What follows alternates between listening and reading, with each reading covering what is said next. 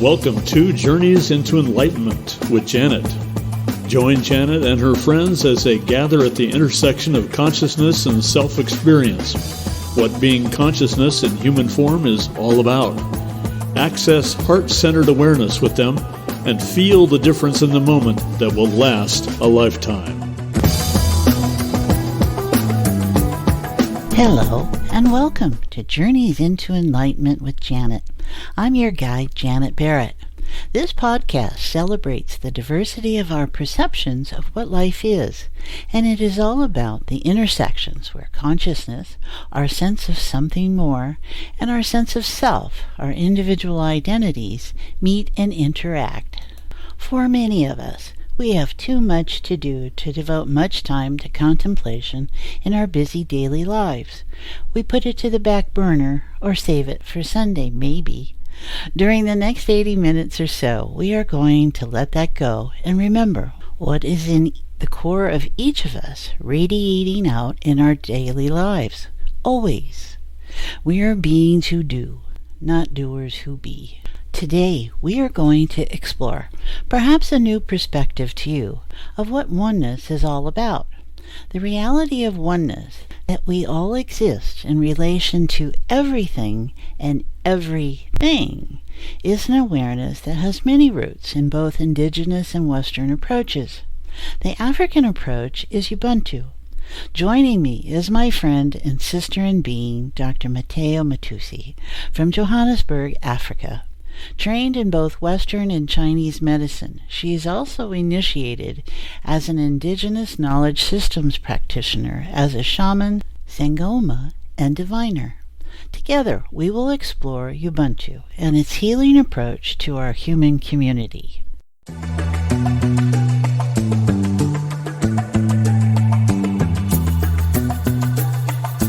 For those of us not familiar with Zulu or Swahili language, Ubuntu means people. Ubuntu means oneness, one people, or humanity. According to Wikipedia, it is often translated as I am because we are, or humanity towards others, but it is often used in a more philosophical sense to mean the belief in a universal bond of sharing that connects all humanity. Blessed ones. Mmatheo mentions the blessed ones during our conversation. In her book, Odyssey of a Healer, she writes, "Blessed ones are mediators between the spiritual and physical realm. They are often entrusted with the spiritual mandate to be the gatekeepers of the dimensional portals.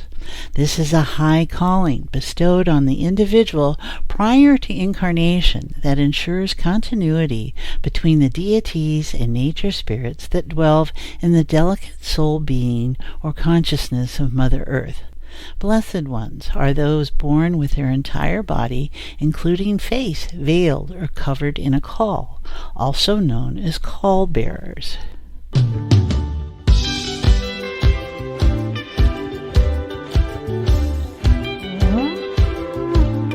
Mmatheo has been a friend to this podcast, sharing her knowledge and wisdom for several episodes. Her details include being trained in both Western and Chinese medicine. She's also initiated as an Indigenous Knowledge systems practitioner, as a Shaman, Sangoma, and diviner. You can find some highlights on our webpage for this episode 24 and all her details at her website, www.mmatheomotsisi.com. You can find the correct spelling on our website page. Mmatheo means Mother of Foundation. You become aware of this very quickly when you interact with her. She embodies a strength that we attribute to Mother at its best and to Gaia, Mother Earth. She comes from traditions that honor both Mother and the power of the female in creating and maintaining the current generation and creating and fostering the next generations. She is comfortable with ritual and the lyrical languages and realms of the heavens, star seeds, Blessed One, the ancients and elders of traditions, as she is with modern men and women and the wisdom of the scientists. She straddles.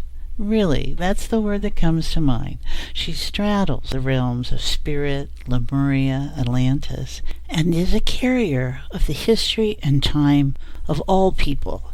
She embodies our African mother that lives in each of us. Hi, Mmatheo. Thank you for joining me. Thank you, Janet. Thank you for being part of this and sharing whatever that comes to us so that we are nurtured and empowered and we bring awareness to the world. Yes, and it's a delight to do it with you. So everyone, we're going to go deep this time because, and not that we don't go deep every time, but Mmatheo speaks to the African mother in each of us. We know genetically that we all come out of an African mother somewhere. And this is her resonance, is about earth, about mother, and we're going to just have the most incredible journey about being present and in a state of unity, oneness, and Ubuntu, which is the African tradition of oneness and the human community. And we're going to talk lots of different things. So just right now, just as a continuance of what we started a little bit ago, and just breathe. Notice the breath through the heart. And as we connect with our ancestors in our genetic material through morphic resonance and entanglement, that we all have shared genetic design and information, and that no matter where we are in the world, we are connected through that and through entanglement. That is the quantum realm. So we embrace that, always on the show, but particularly it'll come up today. So feels kind of like a lot of heart needs to open up. So everyone just breathe through the heart and notice the heart physical. Then notice your emotional terrain. And then notice the core essence of all. There we go. And that'll open up and soften. So how are you doing, Mmatheo? I'm doing well, Janet. What are you noticing in this moment? Actually, I've been noticing it for this past few days. I actually thought I was having a bit of palpitations, and then I realized it's not actually palpitations now that we're talking about the heart. It was not my physical heart, it was my spiritual heart. An overexpansion that I felt it could not be contained in this petite body of mine. Mm-hmm. And I could feel it expanding and as if it's actually merging and connecting with the electromagnetic field of the body of Mother Earth and then extending to the entire universe. So I've been having that, and then I realized that no, it's not my physical, because if it was my physical, probably I'd be in hospital. It's more of my spiritual. It's more of my spiritual heart, and it was such a powerful feeling that I felt, because I felt the heart being the size of our fist. I felt my heart was the size of the body of Mother Earth and extending to the universe. Yeah. For the past few days. So there you are, everyone. This is what comes out of chaos. This is why we welcome where we are in this time and place, because out of this is coming this tremendous cry of, yes, I am, and I am here with you kind of orientation, as opposed to the idea that we're all separate little beings and we don't care and blah, blah, blah, and we have agendas. And it's really this consciousness evolution, this quantum leap that we're taking about being, and that we're all one, and we're all expressing the diversity of it in the human form and in the human community, but that it is only only oneness that's underneath all of that. So that's what we're talking about today here. We are going to do 2 episodes because this is such a dynamic subject.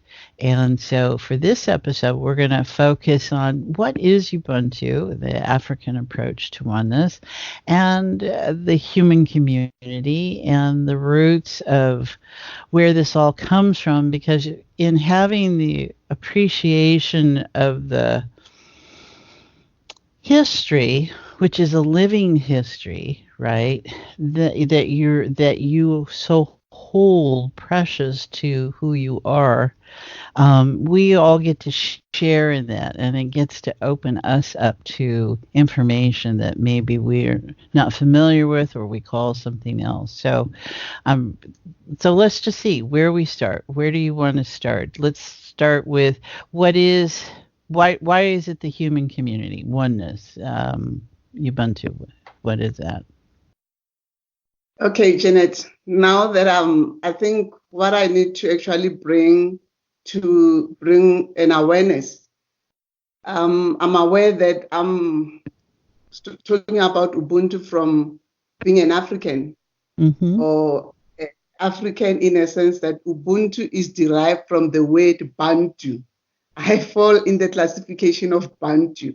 You fall in the classification of Bantu. We all fall in the classification of Bantu because Bantu means people. Okay. So the audience probably it's more from the Western approach, or Western people who've been raised in Western ways of doing things. So before I go to Ubuntu, I just want to mention people most of you will probably be familiar with, who've already spoken and brought an awareness on oneness, because basically Ubuntu means oneness. Ubuntu means oneness. So we have from the I'll quote few. Dr. Larry Dorsey wrote a book, One Mind, and he said this: we are all a manifestation of the greater I am, basically a macrocosm of the macrocosm. As long as we believe that we are separate, there will be all manner of dysfunction in the world. But when we embrace oneness, which is Ubuntu, there is nothing we cannot overcome. Okay. Plato, human nature was originally one, and we are a whole. We were a whole. Human nature was originally one, and we were a whole. Hippocrates said, there is one common flow, one common breathing. All things are in sympathy. Ralph Waldo Emerson said, there is one mind common to all individuals, which is the universal mind. The oversoul is that unity within which every man's particular being is contained and made one with all other. Within man is the soul of the whole, the eternal one. My favorite, David Bohm. The notion of separate organism is clearly an abstraction.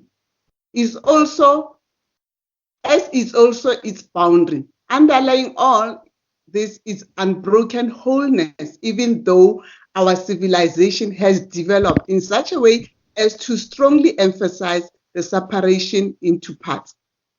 So, many have spoken. They've even come up with a philosophy and whatever they've spoken.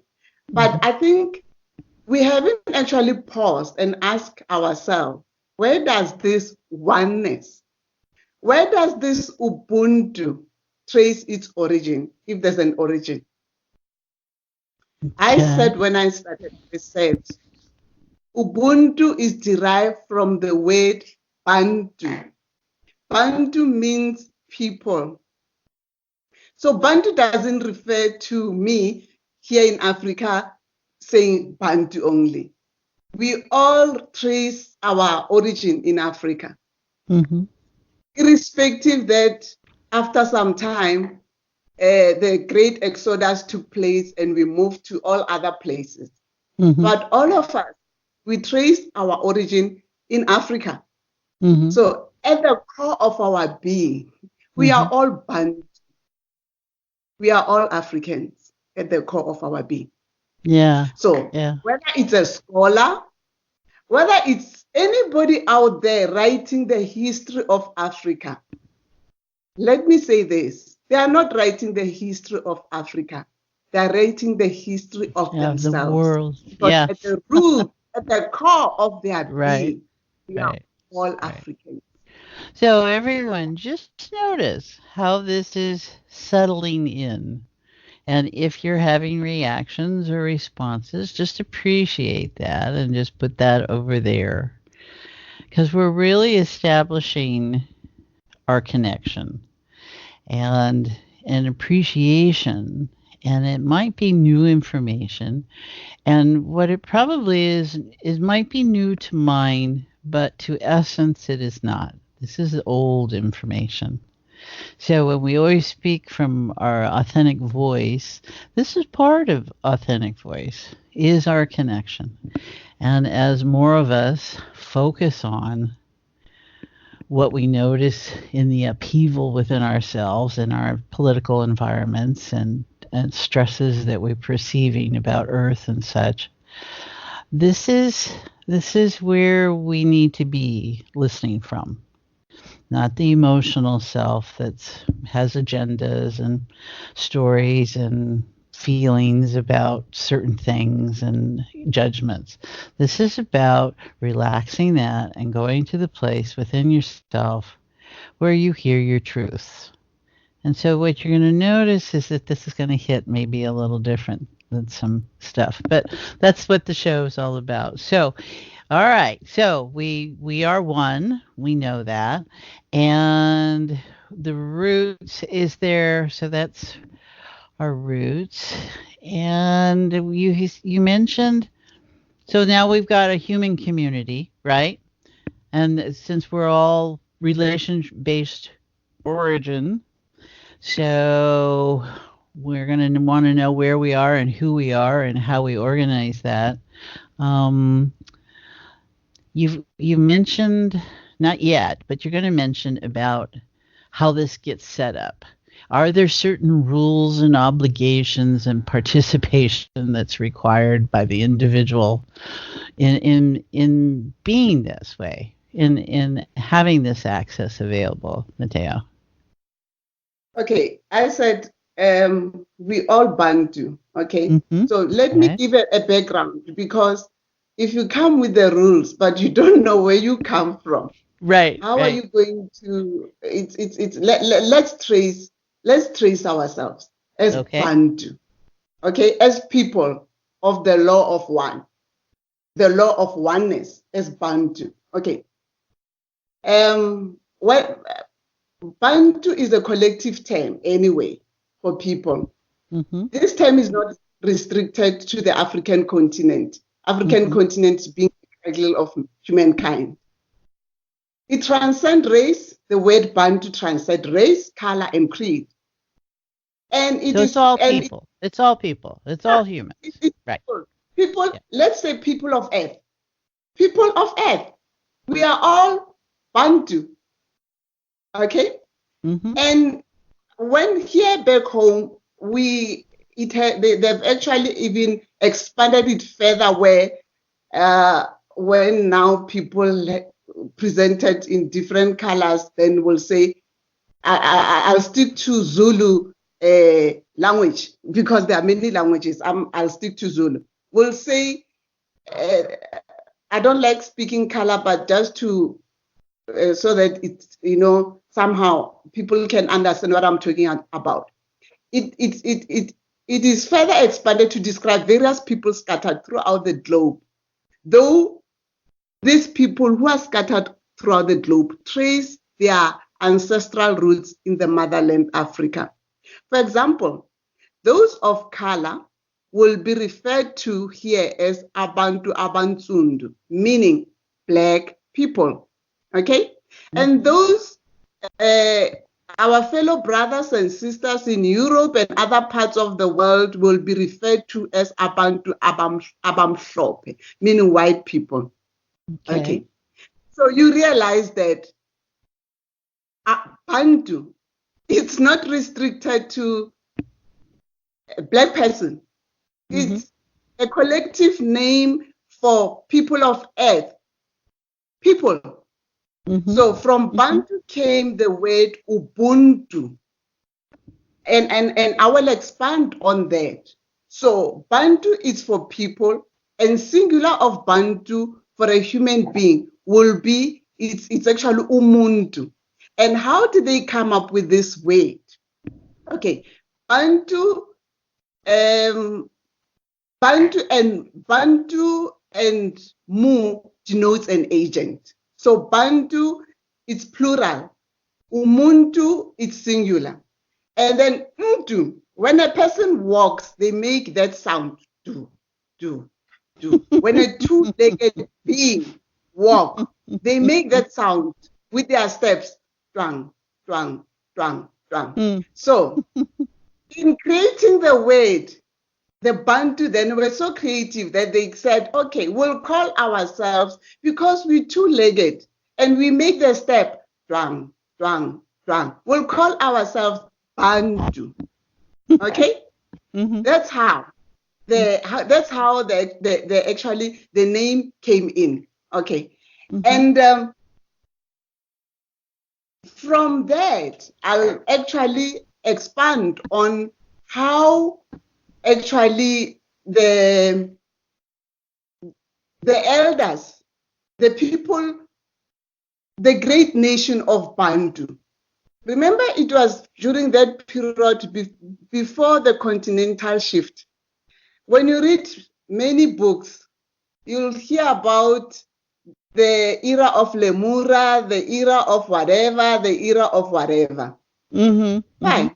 I've read many of those books.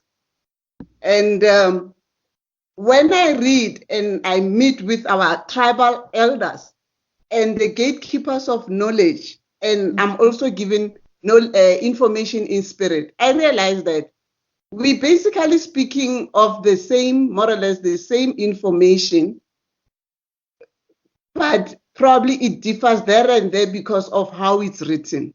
So the question arises, where was this old land of the great nation of Bantu? That's a good question. It was before the continental shift. I've met several of our elders, the Sanusis in Africa, and most of them, they've actually told me about the Amarire people. We call them Amarire people. It's known as the Lemura, the era of Lemura.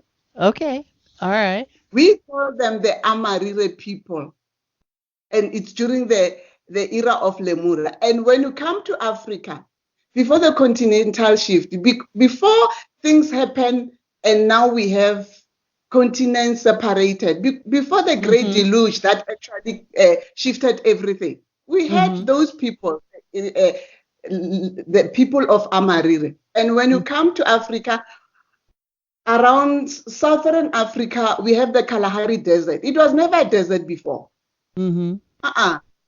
It was occupied, and after the deluge and the shift and everything that happened, it became a desert, and even other places became a desert. So everything that happened actually began here in Africa. So where is this old land of the great Bantu? The elders have told me that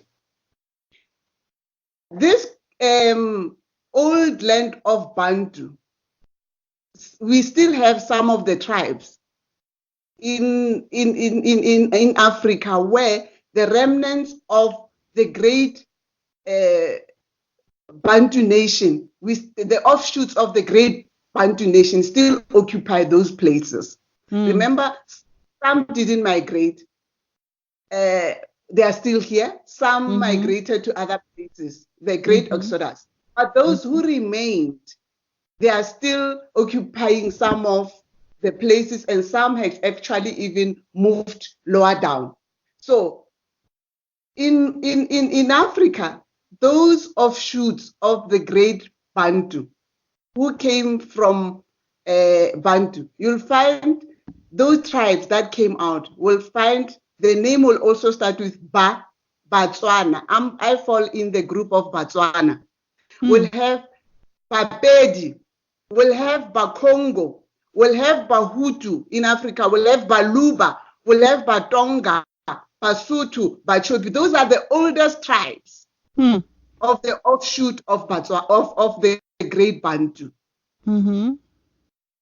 And when you trace that, where some of them they are still occupied, those are the places where the great Bantu nation used to actually move there. But obviously, most of nations have actually moved around because of war and famine, like other things that actually forced them to move to other places.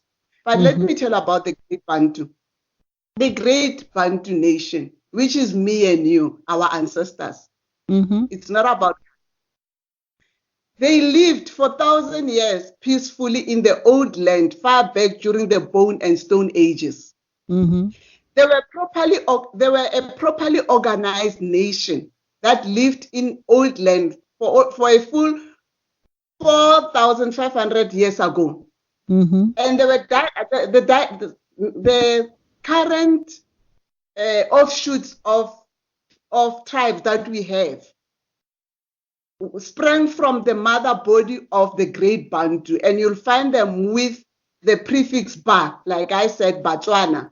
I come from there.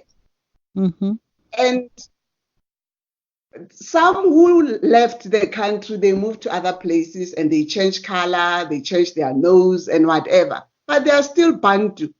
Bantu were the founders of our culture and our religion or practices, and they were ruled by a high council of the mothers of the people, not chiefs.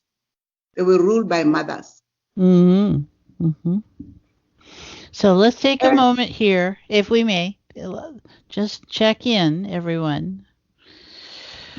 So we're talking about ages where it was mothers that ruled. This is Mother Earth. Yes. And just notice how where that speaks and resonates in us. So she's been talking about old knowledge that's in each of us, connecting. And so like a blood vessel or a brain synapses or whatever it might be, see the network, feel the network of how this is in you. All right. We each embody earth. We each embody heavens. And feel it everywhere. That on some level in awareness,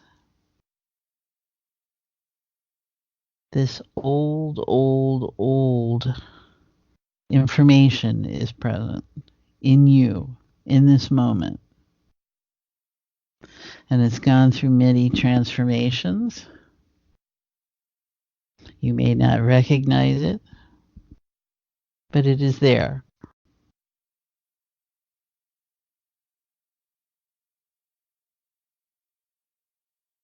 And this is the part of essence that's in each of us. All right, sweetie, what else you got there, Mmatheo? Okay, just to highlight, the High Council of the mothers of the people, composed of the wise ones. When we say the wise ones, we will know call them mothers are wise, so Shaman, okay. medicine women and all that over the age of 40.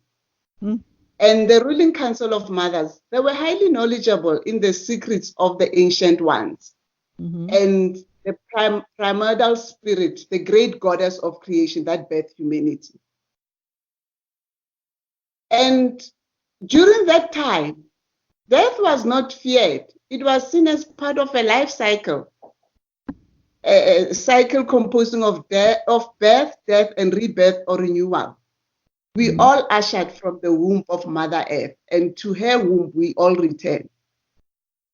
It was a cycle. She claims that which she has given, she gives and she recycles back to her womb, and she returns it back. So basically, there's no death because we are always recycled back into the system. That was the belief. That was the belief then. I still think I'm holding on to that belief. And the knowledge of the ancient ones, it's what actually sort of like became the foundation of Ubuntu. So Ubuntu is built basically it's rooted on an incorruptible foundation and pillars. And I will actually discuss that. The foundation of Ubuntu is the belief that there's a supreme spirit. The supreme spirit is contained in all, animate and inanimate. And when I say this, with exploring and studying, because, you know, when you're in this world, you study also. And I was reading a lot of books, and I realized that the scholars, Western scholars, when they came to Africa and they were studying human behavior and they were observing the ways and practices of Bantu, they actually took themselves out of the equation. They actually thought Bantu means African, and which they labeled a primitive race and concluded that the Bantu worship nature and their ancestors. It's not that they worship nature and their ancestors. They honor that because we are of nature. And we believe that the ancestors, they are part of the web of life. They are part of us. The veil that separates the spiritual and the physical world, it's non-existent. And when you are exposed to that, knowing that you are an immortal, because we know that we are immortal because of the soul in us, it's immortal. It's only the physical form that dies, that actually transforms. It returns, it's recycled back to the body of Mother Earth. But the soul, the spirit is immortal. When you know that, you honor those who've actually transformed into the spiritual realm because you know that you are one with them, whether you are in this body or you've already transformed into the other realms. For me, the spiritual and the physical, there's no veil that separates the two.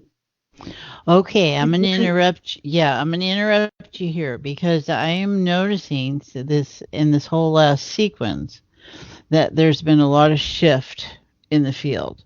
So everyone, just notice what you're feeling right in this moment. There we go. We want to pay attention that change is happening as we experience it. And that Mmatheo is bringing up some great new information, perhaps, but in not having the same boundaries or perceptions or judgments. Really comes down to judgments about what things are as opposed to what things seem they are, that we assume they are because we think they are. She's breaking that down for us and maybe challenging us on some levels. So just notice, there we go. And right in this moment,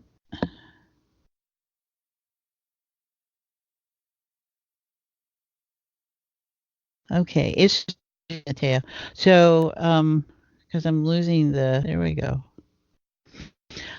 Now, one thing, because you mentioned lots of different principles in the art of recycling, which we might term reincarnation or something like that.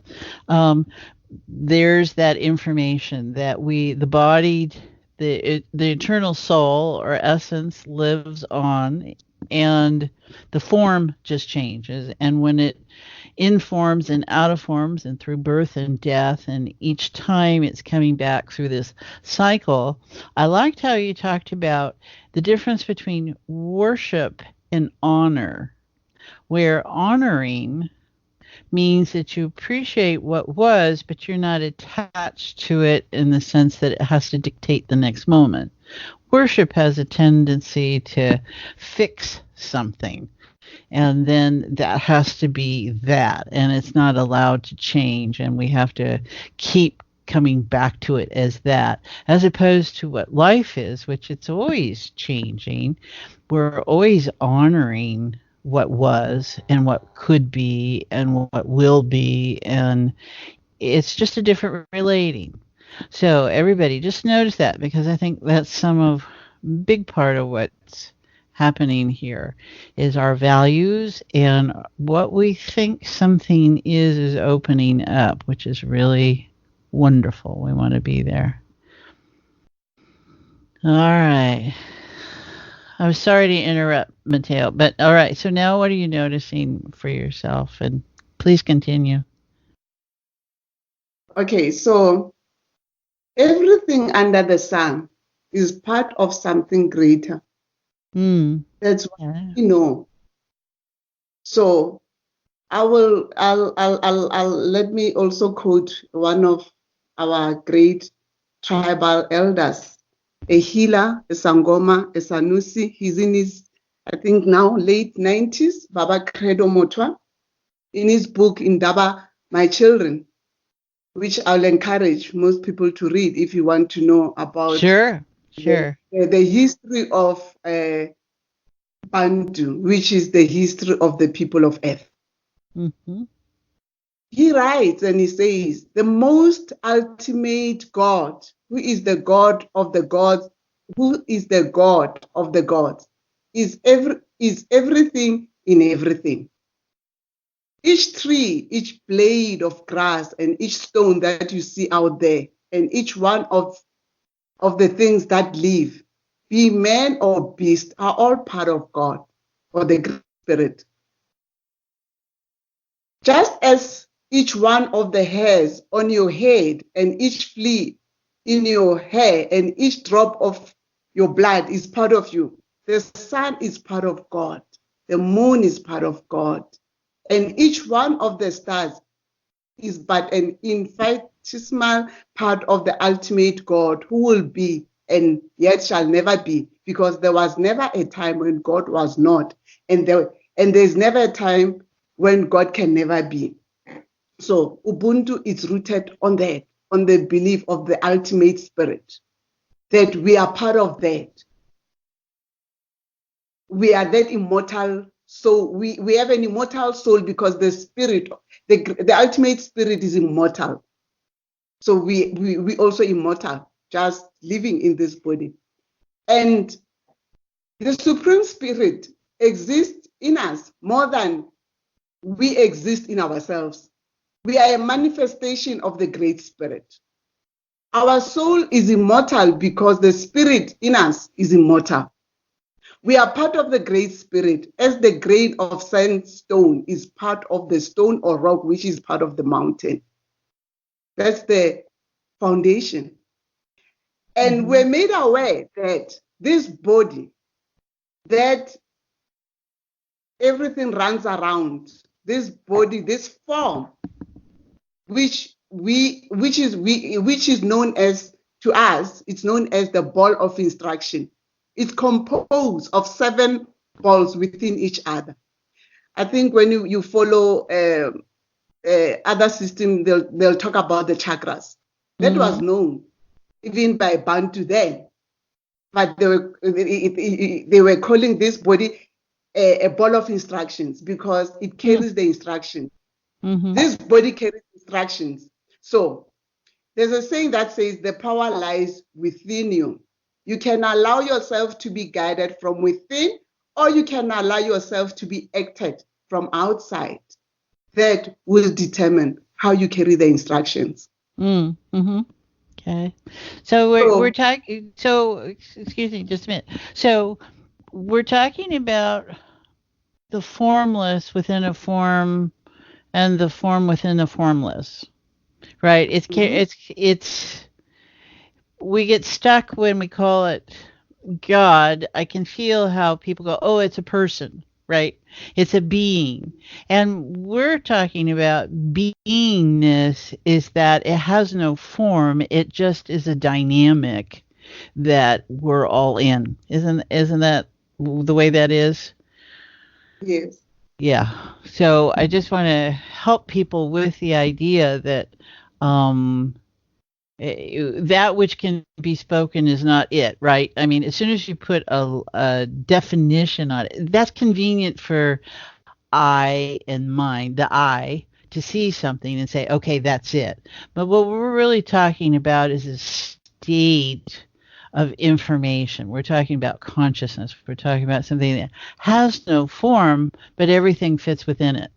And so we're registering both those levels of awareness. And this is what I'm feeling with people here, is that when you start to let go of these hard, stuck, fast rules of definition, which means form, stuff starts to happen. And I can feel that with all of us in how this is opening up. And so everyone, you're going to start to notice things are going to start to show up a little differently. So, all right. So continue on, sweetie. I'm sorry. So I'm glad you actually brought that up, because I was going that route, but you highlighted. Thank you for actually highlighting. Because you're a mind reader. That's fine. In Africa, and I think all over the world, where I've actually interacted with healers, mystics, sage, and shamans, I've come across carved images of the Great Spirit. But let me go back. Let me focus more on here back home in Africa. We've always had symbols of eternity that reflect the Great Spirit. I'll stick to the Great Spirit, because also when I say God, people have their own images. I know that. So I'll stick to the Great Spirit. Yeah, well, just in there when you said spirit, all of a sudden it changed to, oh yeah, that doesn't have a shape. Okay. At least it has a shape, I mean, somebody's thinking of something. So yeah, go ahead. So I've traveled and I've interacted with healers, and back home in Africa, I have a carved image of the symbol of carved image symbol of eternity in my shrine here at home. Okay. And we have it everywhere. But I will actually discuss this one, that maybe it will bring more clarification. Back then, the symbols were carved with a red and white Simbiti wood. It's a special wood. I don't know the other name for it. That wood was used for carving holy things and images. Got it. And we have this image where the Great Spirit has been carved, shaped like a great canoe, with a human head at the rear of the canoe and another human head at the front. And you realize that two heads, and then it's a canoe. And in this canoe, the heads are actually looking. They are looking up into the sky. And you will ask yourself, why? Why are they not looking down? Why are they looking up in the sky? And when I asked the elders, and I was told that it's a sign that the Great Spirit continues into infinity.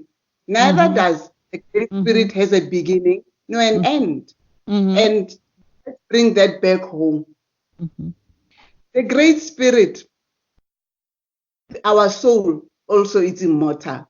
So you can also say our soul doesn't have a beginning nor an end, because it's the soul that it emanates from the Great Spirit, which is also immortal, and neither does the Great Spirit have a beginning or an end. Yeah. And also, let's go back to my image, to this beautiful carving. And then in this canoe, there's an image of a woman, full-bodied woman, representing a great goddess, mother of creation.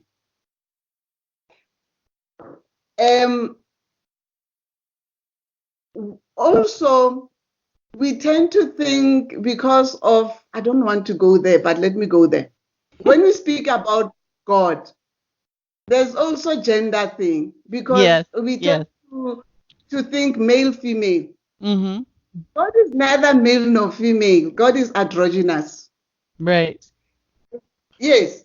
And actually, let me also bring this back home. Our original state of being is androgynous. We're neither male nor female. Right. It happened along the way. Right. It happened along the way. Our original state of being, we're made in the image of the Creator. And the Creator is androgynous, and we were androgynous. Mm-hmm. And then it happened along the way. And why was that allowed to happen? For probably procreation, so that whatever, we birth humanity, and we continue the process of life, and we make sure, existence carries on. Mm-hmm. It was for that purpose. But we originally were androgynous. So let me just also skip that. And I just wanted to highlight that. So the gender thing of God being male or female, it's a concept we humans created, because we feel we want it that way, but it's non-existent. Right. So what it does, what you can feel. Okay, so here she is. She's challenging us, and I so appreciate this, because in a state of the separated self, you got male, female, and gender, and all those things. Free it up, everybody. Just notice, what would it be like to feel, to be aware, because we've talked about this in a couple earlier episodes with Janice, Reverend Janice Hope Gorman, about the male and female directives within us, and that we're still in a state of oneness. The human design is going to show up one or the other. And in this day and age, we're having a lot of play in that. There's a lot of flux that's showing up in those directives. So in just noticing, if you're not attached, everything is just different nuances, different diversity of the same thing. So that this state, this spirit, this God that has no form, that has no shape, that has no sex assignment, what happens? What it's like to access that part of ourselves before the divisions started. It's really important in this new awareness and appreciation of enjoying who we are, and taking the competitiveness and the differences out, and just realizing that strength is strength, and it comes to this degree or it's in that degree. That's all. So this is powerful stuff. Thanks, Mmatheo, for mentioning this. Okay, go check in. What do we got? So let's carry on. We're moving with the pillars. We're moving along. Okay. Mm-hmm. So the spirit, the Most High, quite a creative being, I must say. Wow. Expanded and decided to manifest self in different forms. Mm-hmm. So I'm a manifestation of that being. You are a manifestation of that being. In whichever form, it's okay. Mm-hmm. Whether it's an animal, it's a tree, it's gender-based. Because We want to It- include that all of this. It doesn't matter whether it's a tree or an animal or a human. It's all the same, coming out of the same space. Yes. So the spirit, it has always been emphasized by elders, but also even in spirit by the gatekeepers of knowledge, that one commits a mistake or error by actually wanting to have a fixed image or shape of God, or that spirit, because it's non-existent. Mm-hmm. If you fixed yourself to whatever, you're going to have a problem if the spirit chooses to manifest in what? In a form that it doesn't gel well with you. Mm-hmm. Or because the spirit is beyond interpretation of the human eye and the human brain. And we're also made aware that there was an awareness of the existence of the ultimate, the great spirit and the lesser gods. We are aware that there's there's the ultimate spirit and the lesser gods, and they work in harmony. And we are aware of that. And an awareness that the spirit can assume any shape it so desires and any form that suits the purpose best at any given time. An awareness that the lesser gods, which we've also experienced, can assume the shapes of animals, trees, or even rocks. But often the lesser gods tend to assume tends to choose to manifest in human form because it's easy to communicate to humans. Mm-hmm. Apparently, we're quite complex and difficult. All right. So let me interrupt you here. We've got about another 5 minutes or so. So is there, we were part of this, the umbrella here was about the healing approach to the human community that Ubuntu. And what I'm getting is that in being able to free ourselves up from the limits and the definitions and the ideas and the concepts that something is something, what you're inviting is that there's a natural, I want everyone to see if you can notice this. There's a natural, when you take the dam up of this being this, what happens when there's the unity and the merging of what has been held back and separate as this and that seems to be collapsing here in the most wonderfully gentle ways, Mmatheo, is that this is happening as you're expressing what the truths are of how the artificiality of what we've constructed life to be, and with religious practices and dogmas and approaches, etc. And we're not judging any of that. We're looking beyond what something looks like, whether it's the color of a skin or a house of worship or whatever, and uniting, seeing where all this just comes back together. Yeah, there you go. So, and because our time is limited here, what is it that we can bring this to this, and so then we'll continue on in our next episode.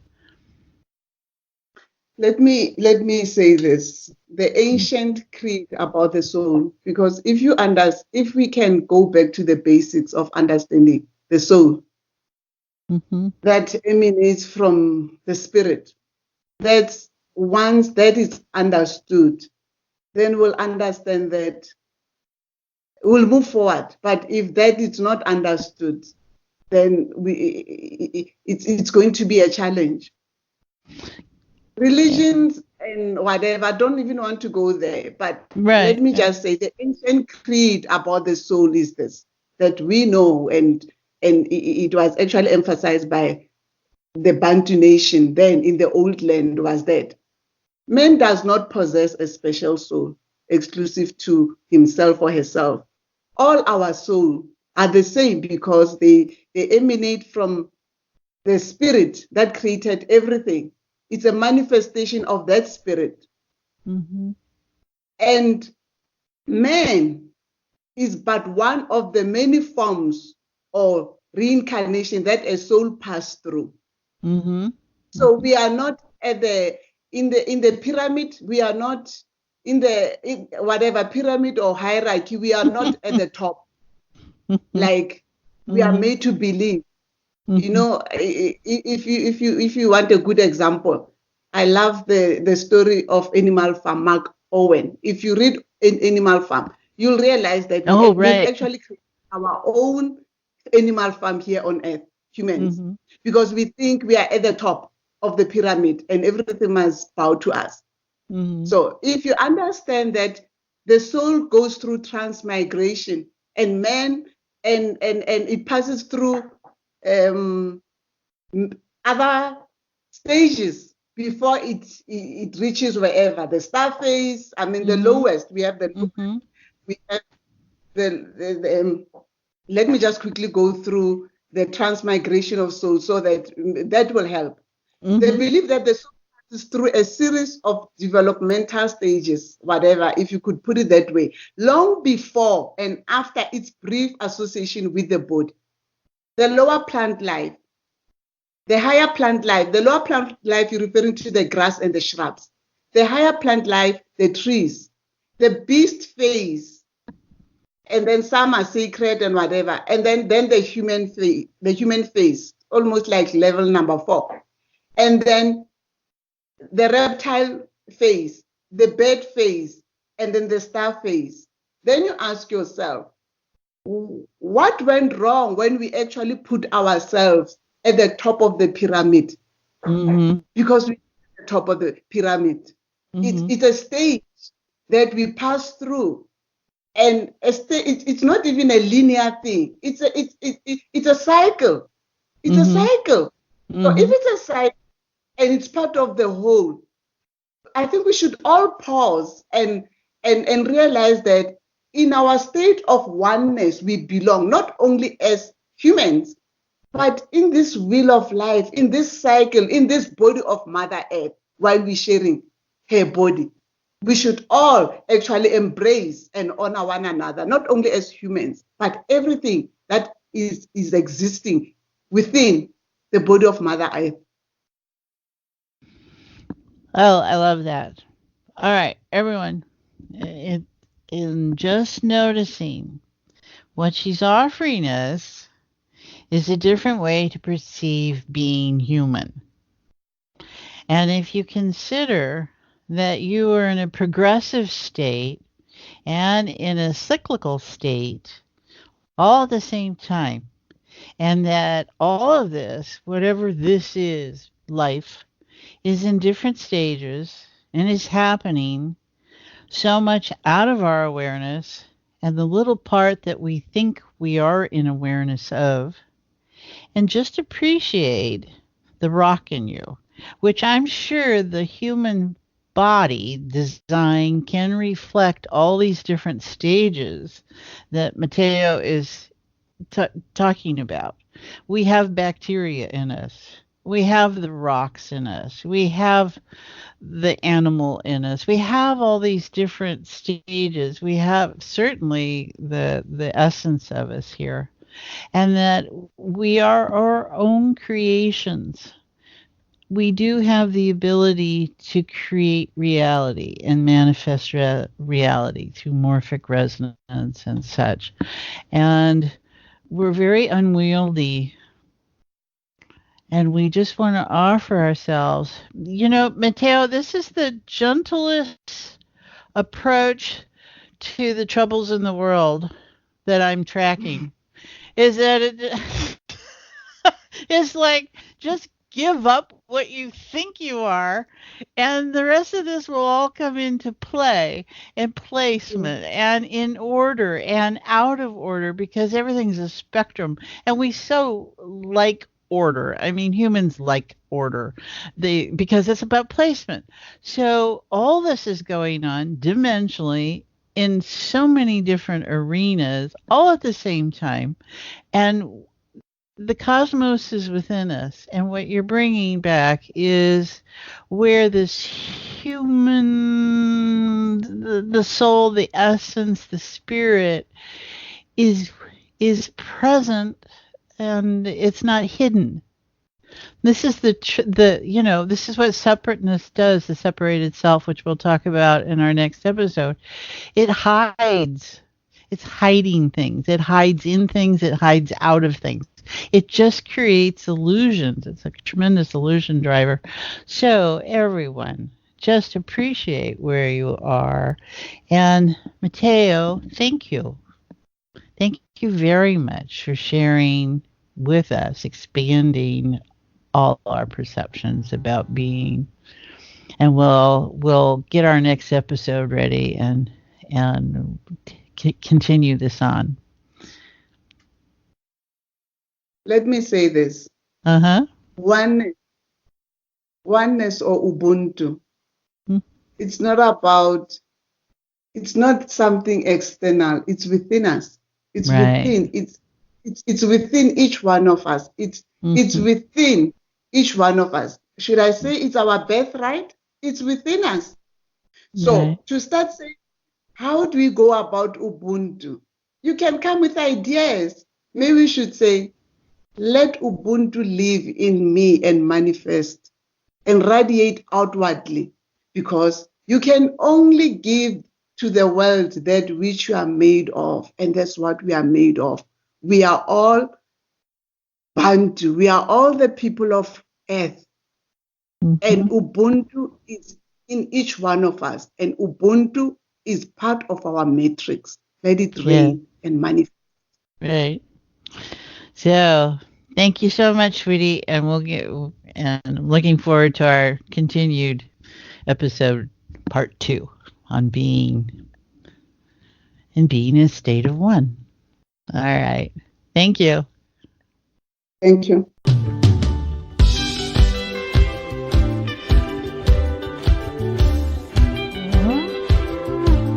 If you would enjoy some of Mmatheo's references, they include books like Dr. Larry Dossey in his book, One Mind, 2 quotes that she mentions.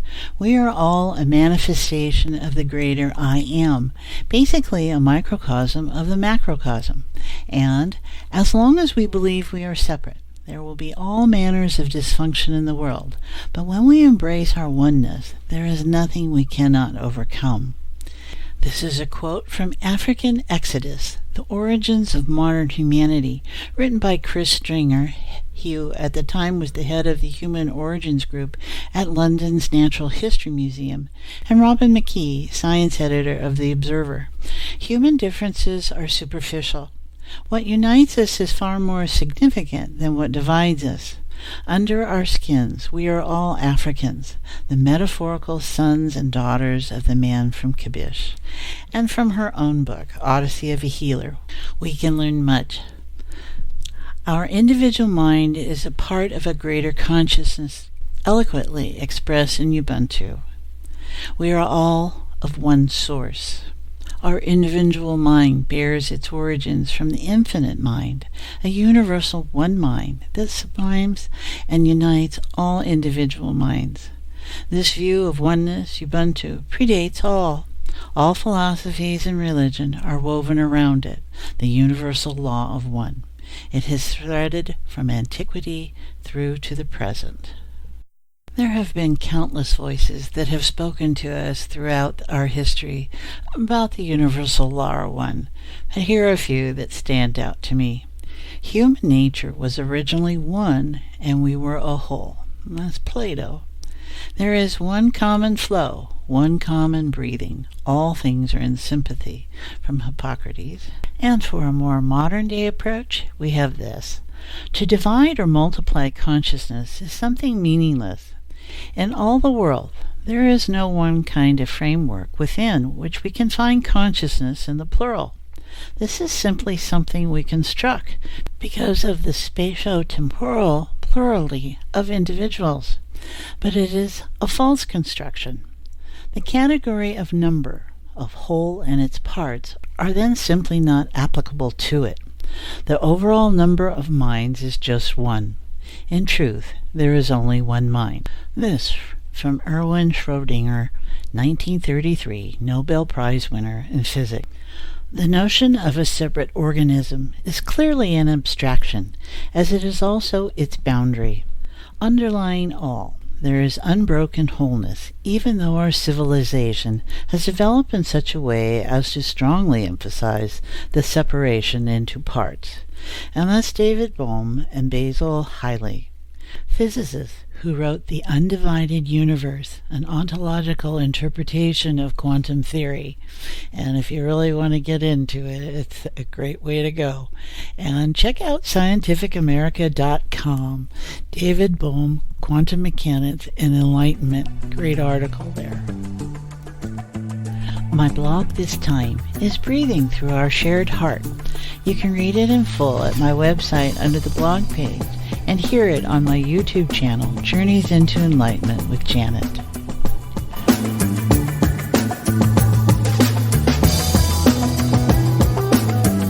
We are using Tom's meditation, Oneness, from his extensive archive at Interlude in Internet Retreat for this episode. Enjoy. Oneness. Flowers have petals, and each petal is an individual. Trees have leaves, and each leaf is an individual. Humanity has people, and each person is an individual. The petal and leaf, separate from the rest of the flower or tree, wither and die. We do not stand alone. We individuals are a part of the whole. The tree needs the sun and the rain and the earth. It responds to wind and fire. It gives shelter and food to other living things. It's not a tree alone. It's part of the ecosystem that is part of the world, that is part of the universe. The sun and the tree are one. The tree and the squirrel are one. The tree and the boy carving his initials in its bark are one. We can go through life feeling separate. We build our ego defenses and protect our toys and territories. We make a name for ourselves. We expound our truths. And what we get for it is loneliness, alienation, conflict, and disagreement. When I claim this toy as mine, I invite you to take it. When I stake out my territory, I invite you to step over the line. When I claim to be leader of the pack, I invite challengers to test me. Big ego invites conflict and disagreement. Little ego gives nothing to fight against. When we speak the truth, others listen. When we claim to own the truth, others observe the lie. Each of us is precious. Each of us is unique. Each has strengths and talents to develop. We have our gifts and our flaws, and we each contribute to the whole. We are individual, and we are one. Seek awareness of your connections. Think about what makes you uniquely you, and what makes you like others. Think of what makes your life possible. Consider what you contribute to the whole. Sit quietly and appreciate your oneness with all that is. Leave behind words, judgments, categories, and boundaries. Be one.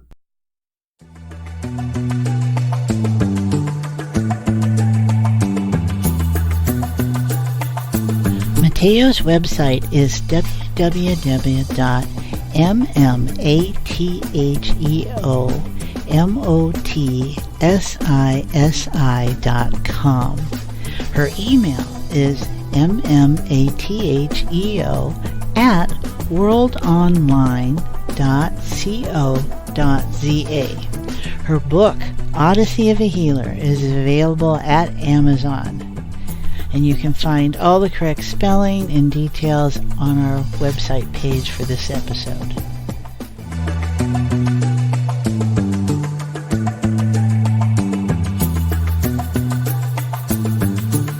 Thank you for joining me here at Journeys to Enlightenment with Janet. A new episode is released every 2 weeks. Any questions or thoughts or guests you'd like to suggest, you can email me directly at janetandbeyondpodcast@outlook.com. For more information about all the elements that make up each episode, they are on my podcast page at my website, www.janetandbeyond.com. While there, you will also find information about my other podcast show, Conscious Conversations with Joan and Janet, and all about my work with clients. You can sign up to receive my regular weekly blog, Life in the Beyond, Journeys into Enlightenment. If you're looking for other regular opportunities to sit in heart-centered awareness with myself and others, you can join us in my Fuzzy Photons playground groups I offer on Wednesdays. Live interactive space via Zoom video conferencing. You can follow each episode of this podcast series on my YouTube channel, Journeys into Enlightenment with Janet Barrett. Till the next time, notice what feels different right in this moment. It is real, and it can last a lifetime.